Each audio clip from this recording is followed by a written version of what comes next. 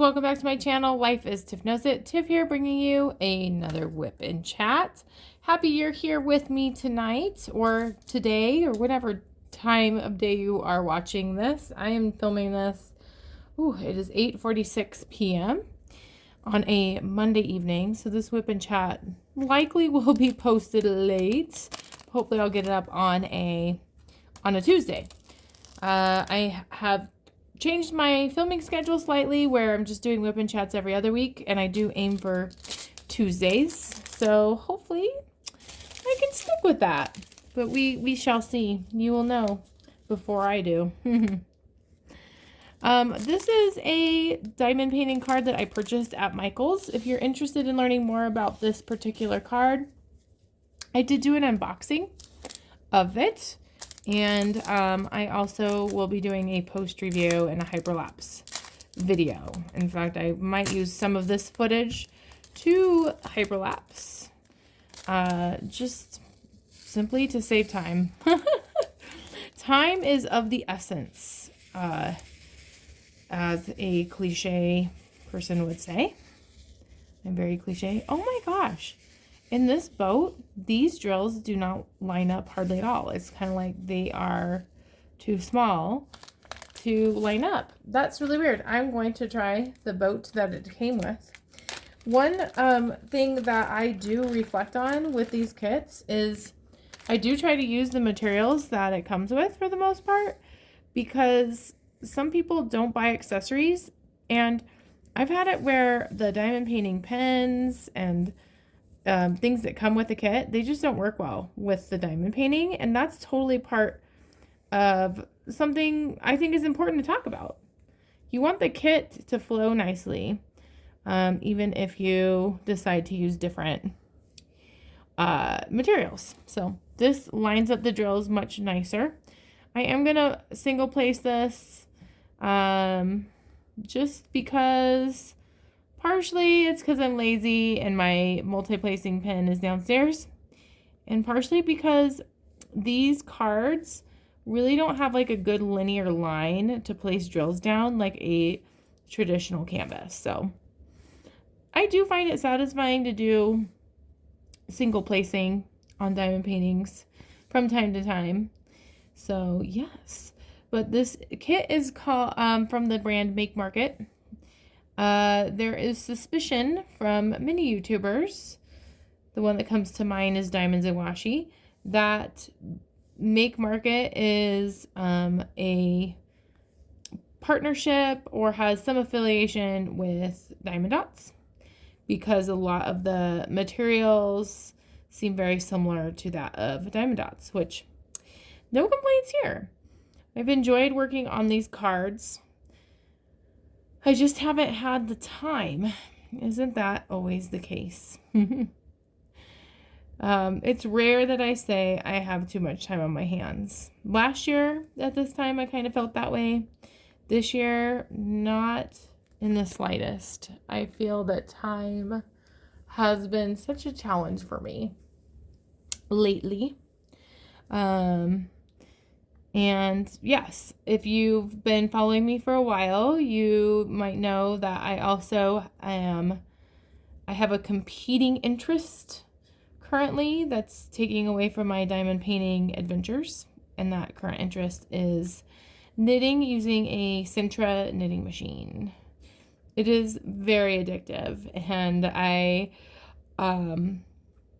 I'll just get into some of the things I was going to talk about with my weekly check-in. I hope you're doing well. That's what I'm hoping for you. And let me know how you're doing in the comments. I want an update on how you are. I frequently think of people who watch these videos, and I want to know. So I've been busy because I was preparing for my last craft show. So I did a craft show a couple weeks ago at this point. It was such a positive experience. I was so relieved. Everything went pretty well. I think that the people that you're placed next to makes a big difference, because I've I've been a vendor in craft shows next to people who have knitting and crochet work, and I turn it into this major game of comparison. And it's not fun for me at all to watch people buy things from someone else that are similar and not buy mine. So this time when I went to that craft show, I did not have that experience. I was very thankful of that. They did a nice job of spreading people out with similar items, and I appreciated that. So that was the last craft show, or the first one I did is what I mean, because I didn't end up doing the second craft show, and I'm pretty sure at this point I got scammed. I don't know. Maybe I need to give this person the benefit of the doubt. So let me give you the scoop. So right away off the bat, I just had a feeling. It just seemed like kind of sketchy to me, and I should have listened to my inner voice. Because the way I got to know about craft shows was through a group on Facebook. And there continued to be this flyer that was posted over and over and over again. And so I thought, well, the Facebook group would manage scams. And then the event was advertised as, even had a video, tied to it that said, look at our last craft show and how busy it was. And so I decided to bite the bullet. It was a smaller craft show, and I thought, if I lose the booth fee, it's going to be fine. I'm not in a state in my life where if I lost $75, I'd be panicking. Now, of course, I care a lot about not wasting money, but I felt like this was an investment and a risk I was willing to take. And so I also thought it was bizarre that instead of formal emails and everything, there was just a Facebook messenger group created, and it gave me weird feelings. And he wasn't answering any of the specific questions that anybody had about the event. It wasn't very professional. It's just the vibe I got. So long story short, the day before the craft show, my phone at work is blowing up, with all these messages. And so it's kind of funny. The reason that he gave, especially funny since I'm working on this, maybe I should title this WIP and Chat Santa Claus is not coming to town, because that was the reason that the person that was apparently the coordinator of this event canceled, is because that Santa and Mrs. Claus were not able to make it. And he then said, well, we're just going to reschedule it to the 23rd. As if it's this nonchalant, no, not a big deal thing. And I mean, the timing of a craft show is super important, and a lot of people take into account the exact, all those details. And because Christmas falls on a Sunday this year, I'm sure a lot of people will be traveling on Christmas Eve, the day before Christmas Eve, and not wanting to shop. And it just seemed like it was not a big deal. And all these people in the Facebook group just said, no, I can't make it, and was super frustrated by it. And here's the thing, for me, the knitting stuff, it's kind of just a side gig. It's not something I count on, but for some people, it's a big deal. And so the fact that he gave people one day notice, and even, I guess, left someone off of the group chat, it just seemed really sketchy. And then he said, message me for a refund. I messaged him. I haven't heard a word. And then the next day, or after the event, so yesterday, so I found out Friday was canceled, Saturday was supposed to happen, and then on Sunday, there's someone that posted in the group that had said, how dare this person just give you one day notice, didn't even communicate with him, because he had rented a truck and had traveled from far away to come to this craft show, and then had said, "You'll be hearing from my legal team." Like, it got, like, escalated quickly. It escalated super quickly. And so, yeah, it was just an interesting thing. I will message him again. I'm glad at least, like, his name didn't, like, disappear from Facebook. That's good. Maybe he blocked me from messaging him. I should check that after this WIP and chat. But, yeah, sometimes you just don't know what you don't know. And I'm going to trust my gut next time. So, yeah, super unfortunate. I all of a sudden have a bunch of hats, which I'm totally okay with, honestly. I really do still, like, get really, like, this feeling of excitement of thinking about spending 2024 prepping for doing a bunch of craft shows and really honing in and trying to focus on selling hats. I don't know if that's going to be, like, a huge emphasis on Etsy, just because it's so saturated on Etsy. Like, I just haven't had much luck selling stuff on Etsy, like the luck I wish I could have. I do have, like, over 300 sales, but that's over 8 years. So I would love to increase the frequency of orders and making hats. So we'll see. And either way, I mean, I'm just having fun making the hats. It's a creative outlet for me. I do need to keep in mind balance, because sometimes I have this, like, mentality, like, once I start, I can't stop.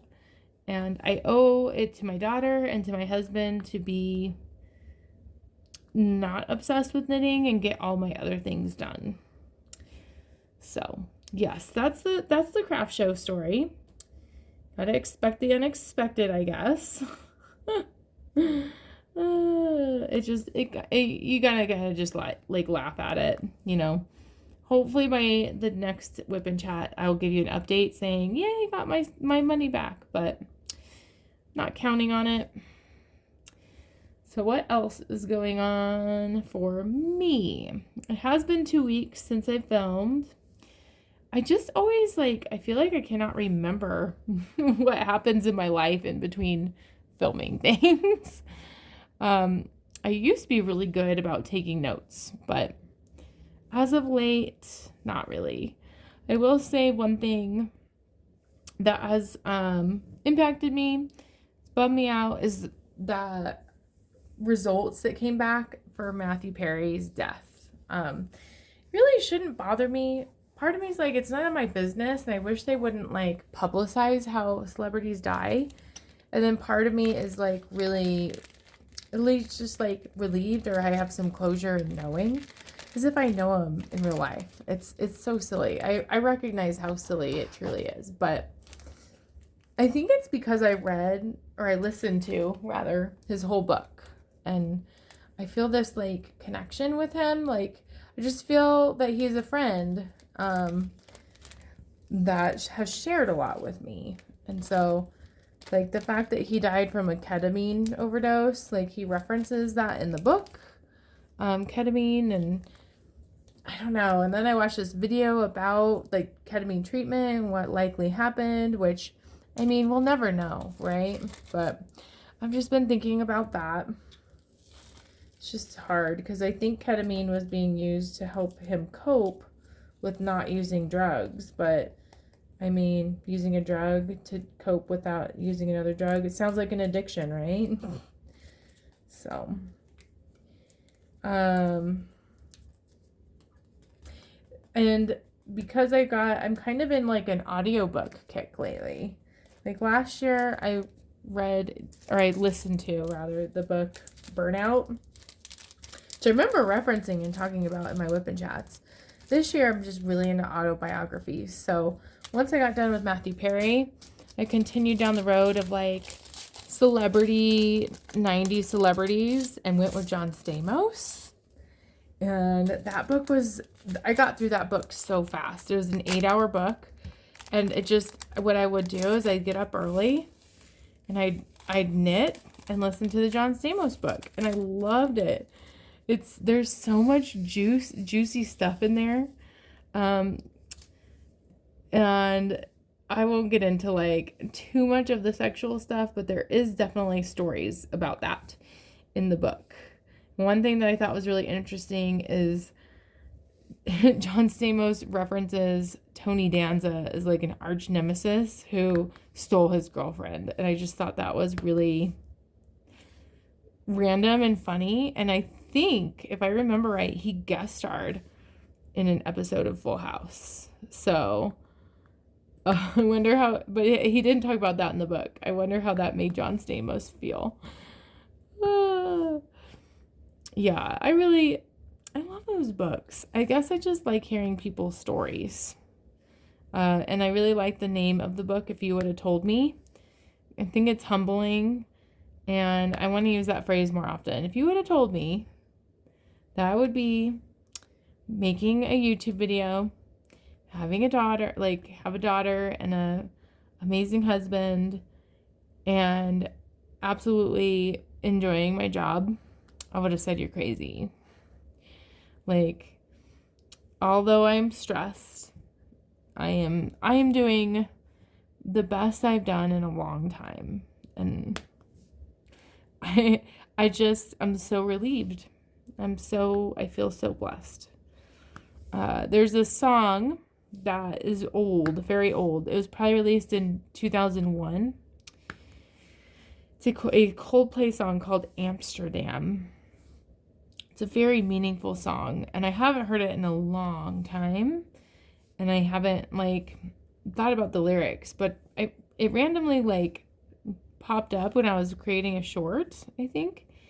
And it was just so fitting. Like, I feel like last year at this time, I felt like I was drowning. I felt so desperate to get out of my job, and so desperate because I just hated my life. Like, that's too dramatic. I did not hate all of my life, but I hated my professional life so much.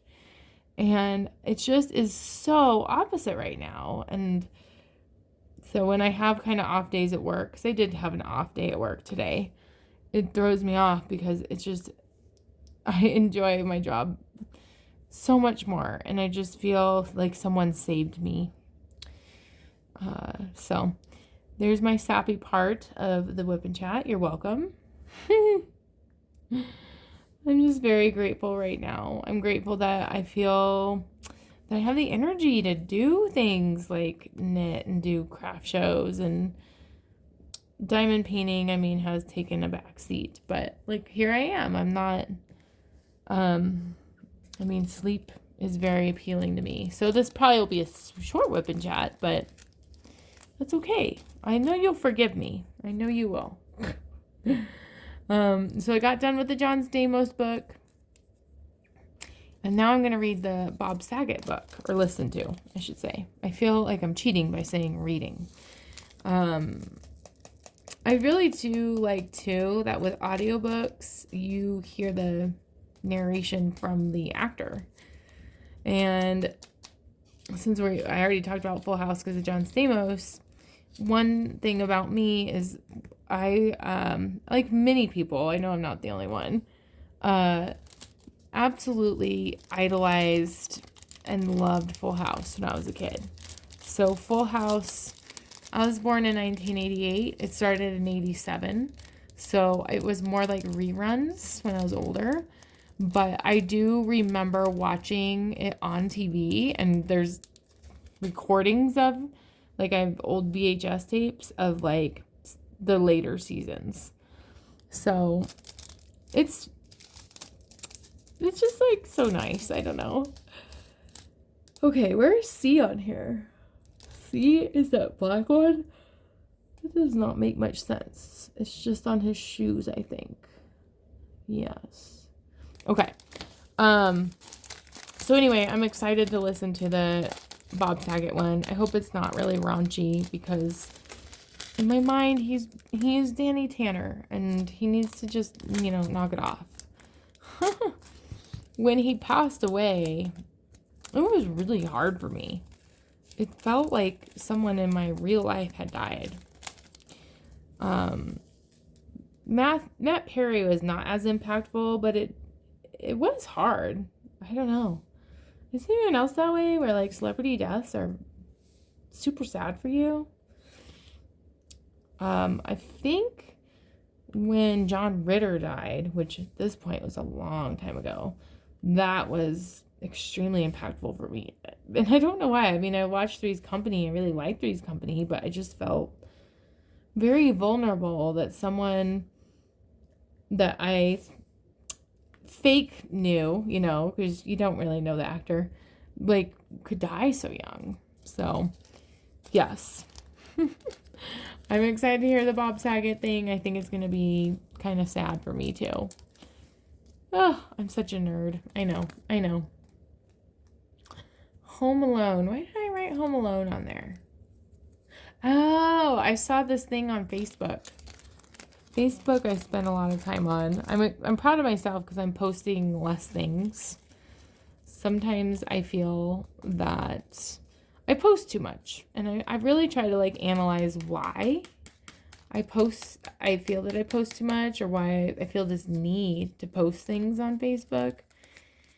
And I think that's going to be like one thing I'm going to try to work on, is maybe a resolution, is just not being so dependent on likes on things that I post, or not sharing as much with the world, because I don't know, sometimes I don't think I have the best intention. Like, I want people to see how well I'm doing, and then I feel guilty for wanting that.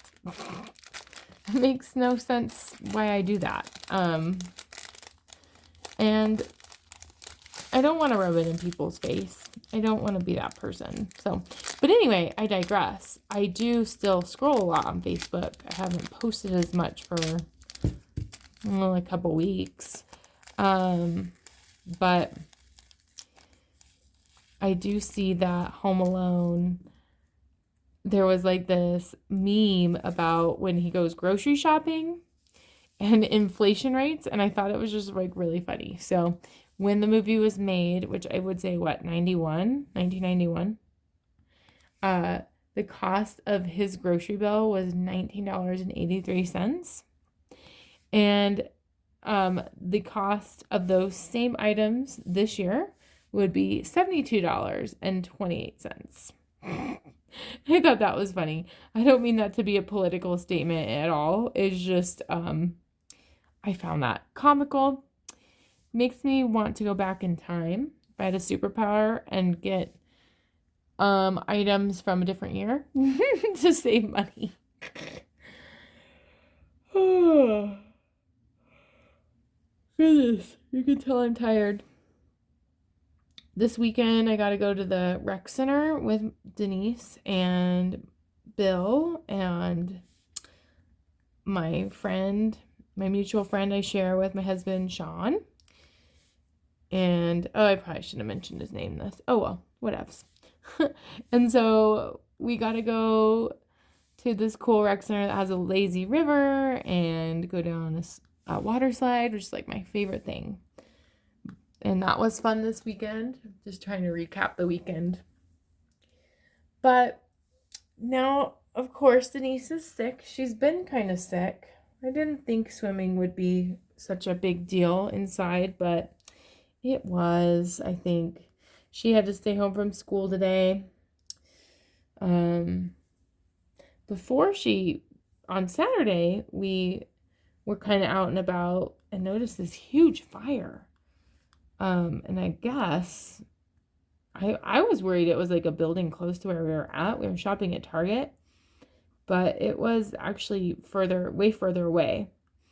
It's funny when you see like a huge smoke cloud, it appears to be much closer than it actually is. So that was kind of out of the ordinary. I also watched this documentary on Netflix called Bad Surgeon. And I love that stuff. I don't know why. Just what a crazy story. If you want to check it out, the plot, I don't think I'm really giving you a spoiler because they're pretty, I mean, the whole storyline's kind of just about how he's a crook. I mean, it's called Bad Surgeon, so, you know, there's not going to be like a plot twist with that. But he created a plastic trachea and kind of like tricked people into doing a surgery that was not successful and killed a bunch of people, but lied about it. It's insane. I highly recommend it. It was very interesting and juicy. And sometimes I watch those things to remind myself that, like, hey, my problems are not that big.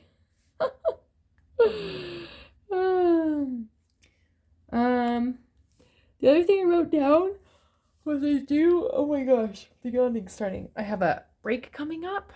I have 3 more days left, and I'll tell you, tomorrow just feels so stressful to me.